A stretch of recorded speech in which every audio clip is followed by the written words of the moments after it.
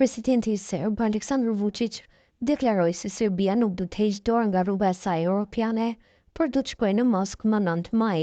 Ai tha se ja ka dhënë fjalën Putinit që do ta vizitojë Moskën më 9 maj. Ai tha se Serbia është në rrugën europiane dhe nuk do të tërhiqet prej saj. Jam gati ta pranoj çdo lloj sanksioni, i thash Putinit se do të shkojnë në Rusi më 9 maj. Jam i obliguar nga fjala ime e thënë. Askush tjetër nuk duhet të shkojë dhe ta vuaj.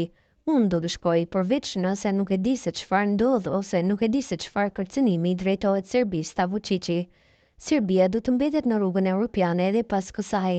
Ne nuk mund ta ndryshojmë këtë sepse ky ishte një premtim i bërë para zgjedhjeve, shtoi tukja ai.